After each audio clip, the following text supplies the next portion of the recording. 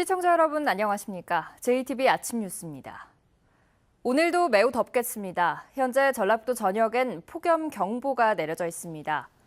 한낮 기온은 전주 36도, 익산 37도 등 35도에서 37도로 어제만큼 덥겠습니다. 더위 체감 지수는 위험 수준, 자외선 지수는 매우 높은 수준까지 치솟겠습니다. 밤사이 일부 지역에는 열대야 현상이 나타나겠습니다. 당분간 낮 최고 기온 35도 안팎의 무더위가 이어지겠고 밤에는 열대야가 나타나는 곳이 많을 것으로 예상돼 건강관리에 주의가 필요합니다. 여름방학이 시작되면서 도내 134개 초중고등학교가 성면 철거 공사를 시작했습니다. 공사를 하는 학교 수로 따지면 전국에서 가장 많습니다. 혹독한 무더위 속에 짧은 기간 공사가 진행되면서 자칫 부실 공사로 이어질 거라는 우려가 높습니다. 하원호 기자입니다. 방진복과 방진 마스크로 중무장한 작업자들이 비닐로 교실 전체를 감쌉니다. 성면 먼지가 날리지 않도록 물을 뿌리고 성면이 들어있는 천장재를 조심스레 떼어냅니다. 이 초등학교에선 여름방학과 동시에 성면 철거 공사가 시작됐습니다. 무더운 여름철 바람 한 점 들지 않는 작업 현장은 40도를 훌쩍 뛰어넘습니다. 여름방학이 좀 짧다 보니까 작업 기간도 짧고 그리고 작업 실내 온도가 46도까지 올라가서 작업 환경이 좀 어려운 애로사항이 좀 있습니다. 혹독한 폭염과 짧은 공사 기간, 여름철 성면 철거는 부실 공사로 이어질 우려가 높습니다. 하지만 올해 공사가 예정된 도내 초중고등학교 158곳 가운데 85%인 134곳이 여름 방학 기간 성면 철거 공사를 합니다. 이는 17개 광역단체 중 압도적으로 높은 수치입니다. 상대적으로 짧은 여름 방학에 성면 해체 공사가 몰려 있다 보니 방학 기간 공사를 끝내지 못하고 개학 이후에도 공사를 해야 하는 초중고등학교가 적지 않습니다. 학교 성면 철거 공사는 방학 기간이 길고 작업 여건이 좋은 겨울철에 하는 게 바람직한데 여름 방학에 공사가 몰리는 건 예산 때문입니다. 도의회가 해를 넘겨 예산을 집행하면 안 된다는 이유로 연내 예산 사용을 강요하고 있기 때문입니다. 성면 없는 학교를 위해서 정상적인 사업 추진을 하고 있지만 기록적인 폭염이 계속됨에 따라 내년부터는 겨울방학 쪽으로 공사를 치중해서 진행할까 계획하고 있습니다. 전북교육청은 앞으로 성면 철거 공사 예산을 추경에 반영하는 등 겨울방학 공사를 늘리겠다고 밝혔습니다. JTB 뉴스 하원호입니다. 도내 한 장애인단체 지회장의 갑질 의혹이 불거졌습니다. 직원에게 심한 폭언을 하거나 신체적으로 위협을 가하고 내부 고발을 했다는 이유로 인사상의 불이익을 줬다는 폭로가 나왔습니다. 나금동 기자입니다. 김모 씨는 지난해 11월 회식 도중 공포에 휩싸였습니다. 자신이 근무하는 장애인협회 지회장이 업무 태도를 탓하며 욕설을 하더니 술병까지 깨서 위협했기 때문입니다. 술병을 깨서 저한테 술병을 결혼 죽인다고 하고. 검찰은 실제로 지회장을 특수협박 혐의로 벌금 100만 원에 약식 기소했습니다. 이 장애인 단체의 또 다른 직원 A씨는 지회장이 성희롱 발언을 하고 위탁 운영하는 장애인 콜택시를 사적으로 이용하는 일도 잦았다고 폭로했습니다. 작년과 올해에 걸쳐 수차례 요금도 지불하지 않고 장애인들의 손과 발이 되어줄 장애인 콜택시를 지위와 권력을 이용해서 사적으로 이용한. 참다 못한 A씨는 결국 지난해 12월 이 같은 행위를 한 언론사에 제보한 뒤 근무 태만을 이유로 재계약 대상에서 제외됐다고 주장합니다. 경찰서에서 직원들과 참고인 진술을 받고 왔더니 계약 해지 통보를 게시판에 공고하였습니다. A씨는 우여곡절 끝에 자치단체와 관련 장애인협회장이 개입해 구제됐지만 다시 다음 달 인사위원회에 회부될 처지입니다. 지회장은 회식 자리에서의 폭언과 병을 깬 사실은 인정했지만 성희롱 발언은 없었다고 주장했습니다. 또 A씨 등 인사위원회에 회부한 직원들은 평소에도 근무 태도가 좋지 않았다는 입장입니다. 전화통화를 하면 보통 3시간, 2시간씩 해버려요. 하트인 게 전화통화를. 그리고 출퇴근 시간도 안 맞춰요. 전혀. 그리고 한 명은 사고를 너무 많이 냈기 때문에 그렇고. 하지만 관리감독기관인 자치단체조차 인사위원회를 열지 말라고 권고한 상태입니다. 인사위원 개최권이 아니고 뭐 해고권이 될 수가 없다. 지회장은 직원들이 허위 사실을 유포했다며 법적 대처를 하겠다는 입장이어서 당분간 잡음이 계속될 걸로 보입니다. JTB 뉴스 나금동입니다. 지난 2월 친일 반민족 행위로 인촌 김성수에 대한 국가서운이 취소되고 고창 생가와 동상도 현충시설에서 해제됐는데요. 고창군의 인촌 기념 사업도 중단해야 한다는 목소리가 높지만 고창군은 여전히 미온적입니다. 정원희 기자입니다.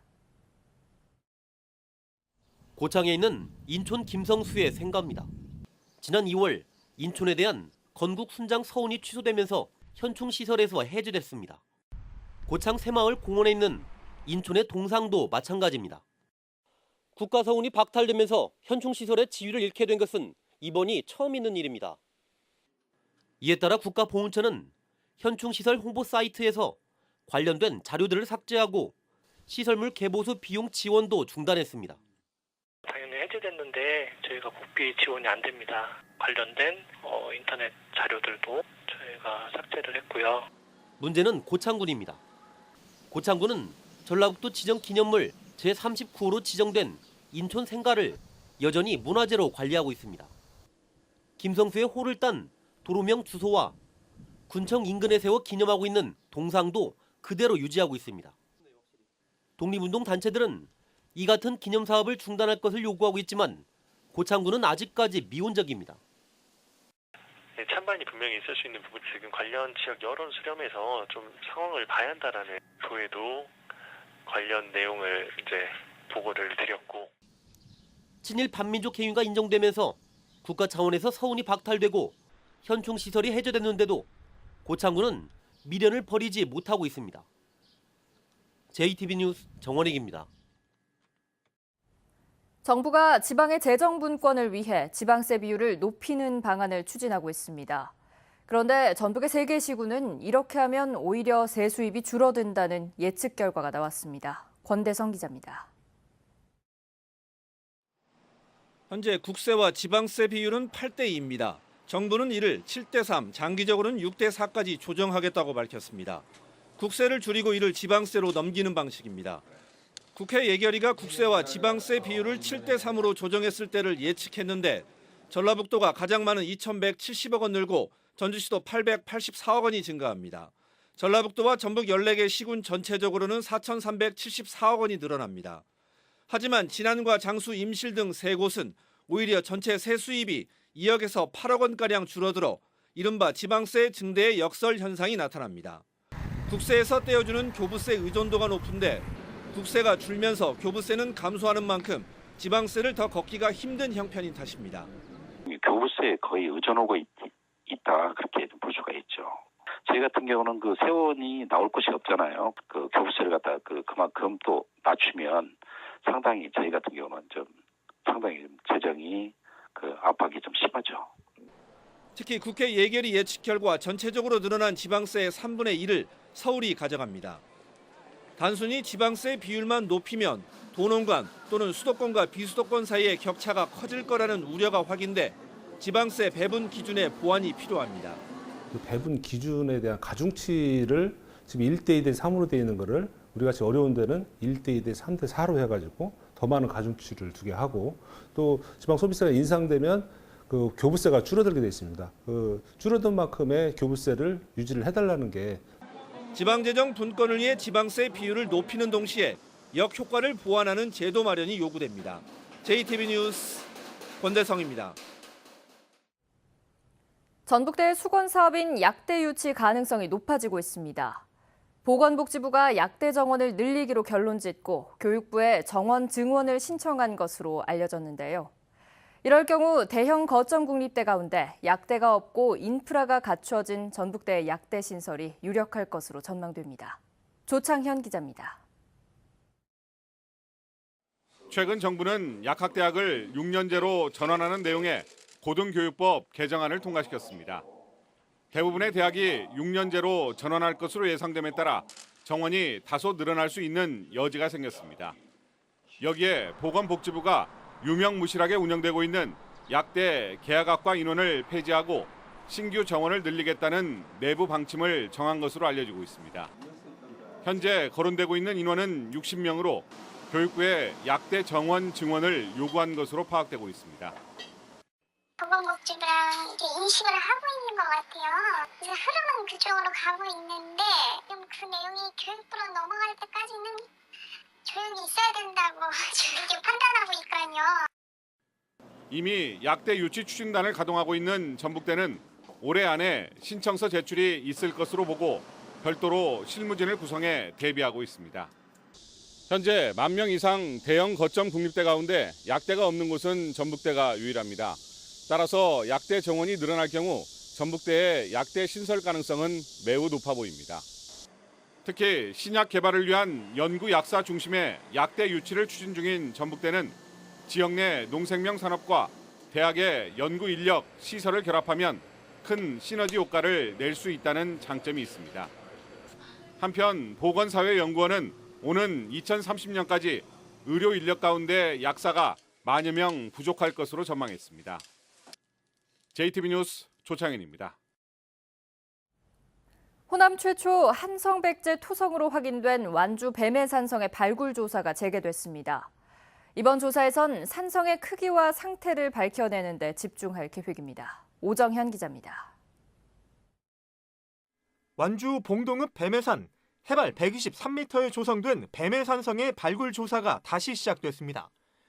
지난해 1차 조사에선 한성백제 후기 굽다리 접시와 삼족 토기, 성을 쌓을 때 사용한 것으로 추정되는 쇠도끼를 찾아내며 뱀해산성이 5세기 무렵 만들어진 한성백제 토성임을 밝혀냈습니다. 11월까지 이어질 이번 조사에선 뱀해산성의 규모와 상태를 보다 심도 있게 확인할 계획입니다. 남원시 여름 상설 공연 한여름밤의 소리 여행이 다음 달 15일까지 사랑의 광장에서 펼쳐집니다. 신관사또 부임행차와 같은 퓨전 국악과 함께 통기타 공연, 락 페스티벌 등 다양한 장르의 공연을 한자리에서 즐길 수 있습니다.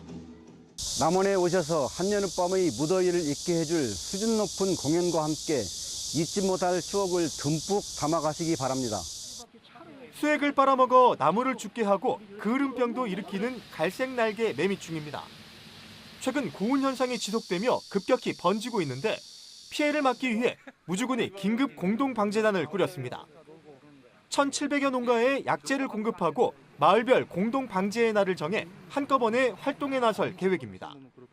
JTB 뉴스 우정현입니다. 어제 오후 8시쯤 전주시 평화동의 한 아파트에서 전기 공급이 20분가량 끊겨 730여 가구가 불편을 겪었습니다.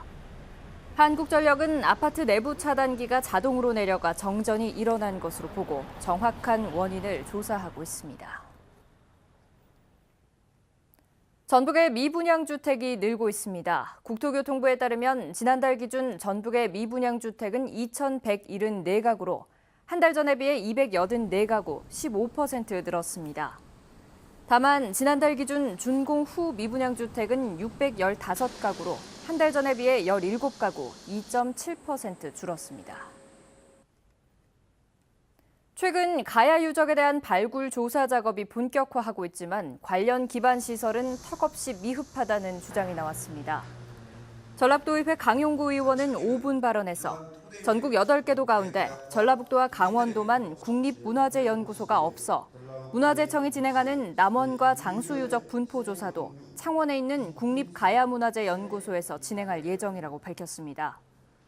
강용구 의원은 또 지금까지 도내에서 출토된 가야 유물이 2,300종이나 되지만 국립중앙박물관과 전주박물관, 전북대와 군산대박물관 등에 흩어져 있다며 관련 기관과 인력 확충을 서둘러야 한다고 강조했습니다. 재가설공사가 예정된 김제시 신풍동 김제육교의 차량 통행이 내일부터 전면 통제됩니다. 김제시는 공사 기간 일반 차량은 지방도 714호선을, 농기계와 농사용 차량은 육교에서 2km가량 떨어진 재월마을의 통로박스를 이용해 줄 것을 당부했습니다. 안전진단에서 2등급을 받은 김제육교는 붕괴 위험이 높아 재가설 공사가 결정됐고 오는 2021년에 완공될 예정입니다. 양계장에 냉수를 공급해 폭염에 의한 닭 폐사를 줄이는 기술이 개발됐습니다. 농촌진흥청과 전북대학교는 섭씨 15도가량의 물을 계속 공급하는 육개용 냉수 공급 시스템을 개발해 농가에 보급한 결과 일반 농가에 비해 닭의 중량이 25%가량 늘고 폐사율이 84%가량 떨어졌다고 밝혔습니다. 농촌진흥청과 전북대는 이 기술을 기업에 이전해 양계 농가에 보급하기로 했습니다. 임실에 공공동물 장묘 시설이 만들어집니다. 농림축산식품부는 50억 원을 투자해 동물 화장장과 장례식장, 봉안당 등을 갖춘 동물 장묘 시설을 내년까지 만들기로 했습니다. 임실구는 공공동물 장묘 시설을 오수의견 관광지와 연계해서 반려동물 테마파크를 조성할 계획입니다.